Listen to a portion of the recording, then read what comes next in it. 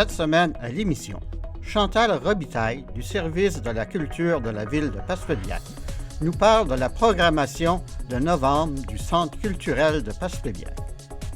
Bonjour Chantal, est-ce que tu peux me parler de la programmation de novembre du Centre culturel de Passepébiac? Effectivement, le mois de novembre, un mois bien occupé. Alors, on va aller à l'encontre de la noirceur qui va s'installer.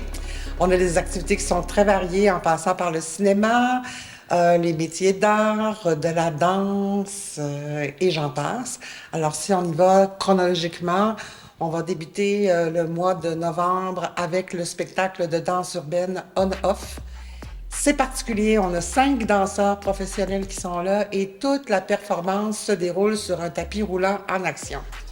Alors, c'est vraiment une danse urbaine, acrobatique, ça mérite vraiment le déplacement. J'avais eu l'occasion de discuter avec le chorégraphe à un certain moment. Et évidemment, ça demande beaucoup de travail de concentration pour les artistes parce que si on est un petit peu hors du temps, le tapis continue de rouler. Hein? Fait qu'à ce moment-là, alors c'est vraiment exceptionnel. Ça vaut vraiment la peine de voir ce spectacle-là. D'ailleurs, tellement exceptionnel que même les écoles secondaires ont ajouté ce spectacle-là pour les adolescents du deuxième cycle, qui auront aussi l'opportunité, eux, d'y assister en journée. Alors, le public est invité en soirée le 8 novembre à cette performance-là, à ne pas manquer à 19h30. On a aussi du cinéma en novembre. Le 28 novembre, on aura l'opportunité de voir Tout stocké, cette comédie qui a eu d'excellentes critiques et qui s'en vient chez nous. On a aussi une lecture publique In Memoriam qui aura lieu en formule 5 à 7, des textes écrits par Fernand Alain. Alors, on aura le droit à 3 personnages qui vont nous raconter un peu leur histoire. Ça nous permet, à partir des pierres tombales du cimetière, tout ça. Alors, lors de nos prochaines visites dans ce lieu, on aura à la mémoire l'histoire de certains de nos anciens de Passepébiac. Alors, à ne pas manquer ça aussi. On a aussi le rendez-vous des artisans qui revient encore cette année.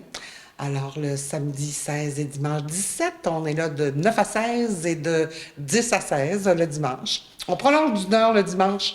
On a beaucoup de gens qui arrivent plus tard, puis voient la multitude des produits, pensaient venir pour un truc ou deux, finissent par passer beaucoup de temps avec nous, puis là, il manque de temps.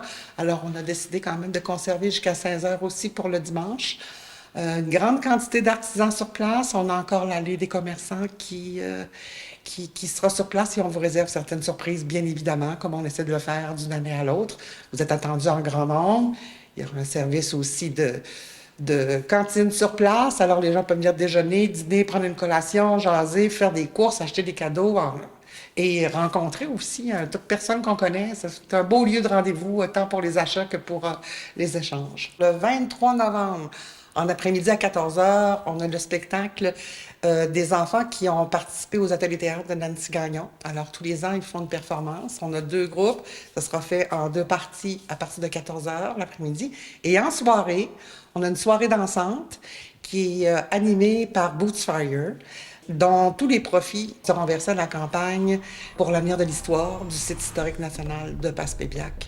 Alors, belle soirée de danse, tout ça, à ne pas manquer, à prix populaire. Et évidemment, vous êtes tous et toutes bienvenus.